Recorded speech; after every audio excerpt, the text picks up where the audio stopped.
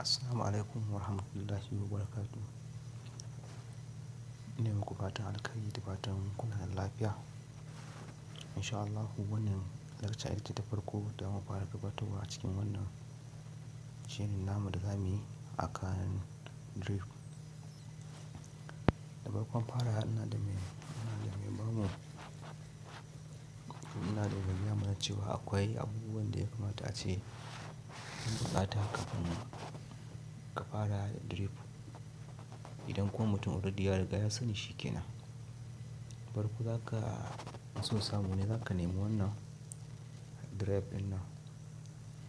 Wanda shi Deriv ɗin nan amfaninsa shine idan ka haɗa robot naka, zaka yi saving nashi a ciki. Shi kuma sannan sai wannan shine app ɗin Deriv ɗin da ake shiga ake trading ɗin. Da shi ma yana da shine maƙasudin ma yin abun. Sai wannan Deriv Go shi ma dai latest version ne na Deriv. Idan kana da wannan ko wane zaka yi trading. Amma amfanin wannan shine akwai file da ake saving. Bayan ka gama haɗa robot naka zaka yi saving nashi saboda nan gaba zaka yi trading ko yana ciki. Ko kuma ma ko da ace bayan ka canja waya, to wannan robot ɗin yana cikin Deriv naka ajiye ko zuwa kai downloading nasa ka sa shi a kan setting naka. Ba tare da ɓata lokaci ba. Deriv dai kowa ya san cewa su ne broker na forex trading. Wanda suka haɗa da za su baka damar ka yi trading da kanka, da karan kanka. Ko kuma ka creating ɗin bot da kanka. Wanda ko da ba ka da ilimi na wannan yadda ake haɗa robot na trading, to za ka iya sakamakon wasu abubuwa da za su baka ko wasu block da suke bayarwa da za ka yi joining nasu. To, da farkon fara ana fara wannan abun da yin register a Deriv sai ka shiga ka yi register.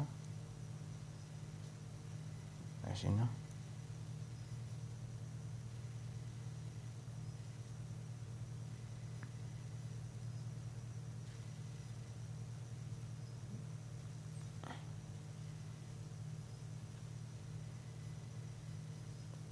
Ka shiga ka yi register.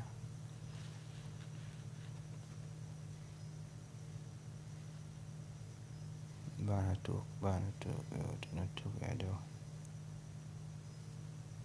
Duk bayan ka gama register ka yi komai, kana shiga zai kawo ka nan. Sai ka ce, ka zo ka shiga bull na. Nan za mu shiga.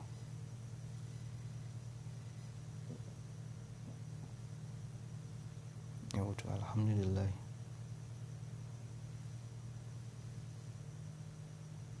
A cikin inda ake trading a wannan bot ɗin, akwai matakai guda 3 zuwa 4 da ake bi wajen tsara trading naka. Yanda ka tsara shi haka za ka samu riba. Yanda ka tsara shi haka za ka faɗi. Dan haka mutum ya kamata ya mai da hankali, ya tabbatar cewa ya tsaya ya tsara robot ɗinsa sosai. Kuma ya yi tare da technical analysis. Shi ne. Da farko zan mai da account ina zuwa domin account. Sai ka je in ka yi akwai domin account a nan suna ba da wa. Wanda in ka yi bot ɗinka za ka gwada shi a ciki. suka shiga.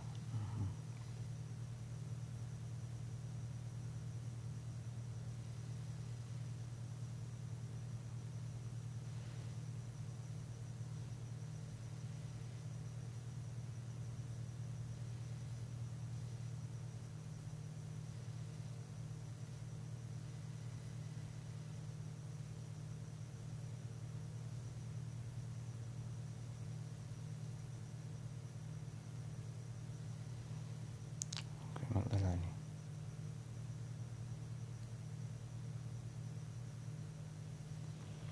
Saboda rubutun da ake dole an samu yana slow.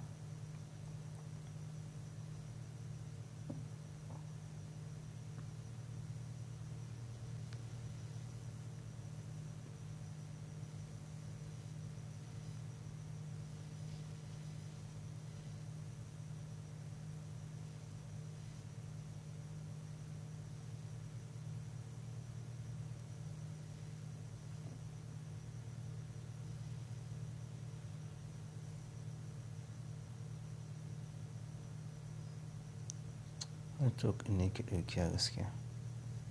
Kuyi haƙuri zan kuma ba na yi sabuwar recording wa inda muka tsaya dai.